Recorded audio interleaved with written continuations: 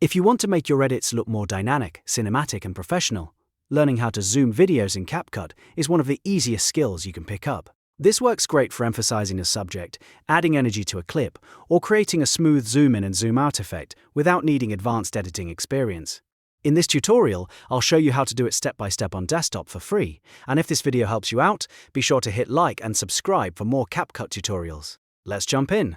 First, open your project in CapCut and find the clip you want to zoom. Once the clip is on your timeline, move your playhead to the exact point where you want the zoom effect to begin.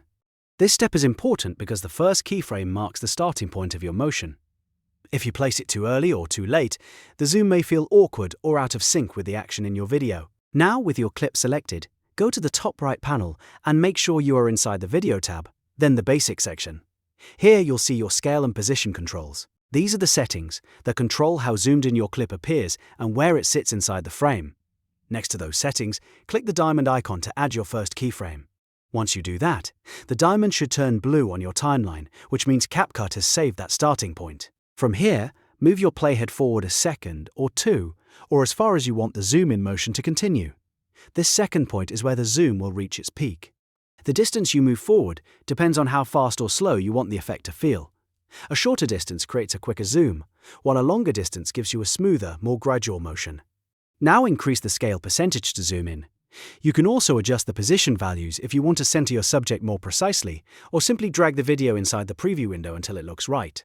As soon as you change the scale or position at this new point, CapCut automatically creates another keyframe. That means the software will smoothly animate between your first point and this new zoomed-in point. Take a second to play it back and see how it looks.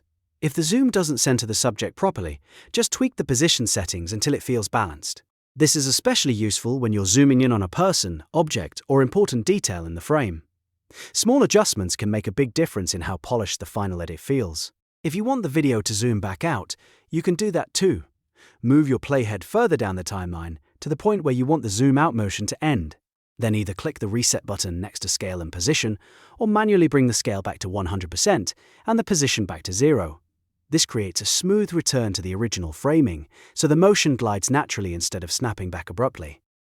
This is a really useful technique for creating simple cinematic movement, highlighting key moments, or making talking head videos feel more engaging. You can use it on intros, tutorials, product shots, gaming clips, or any part of your video where you want the viewer's attention drawn to something important.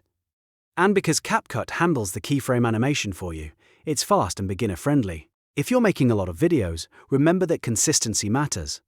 Try using the same zoom style throughout your edit so it feels intentional and clean. You can also combine zooms with cuts, text, music, or sound effects to make the motion feel even more powerful. The more you practice, the easier it gets to make your edits look professional in just a few clicks. And that's how to zoom videos in CapCut on desktop for free. If this walkthrough helped, make sure to like the video, subscribe to the channel, and turn on notifications so you don't miss the next CapCut tutorial. Thanks for watching, and I'll see you in the next one.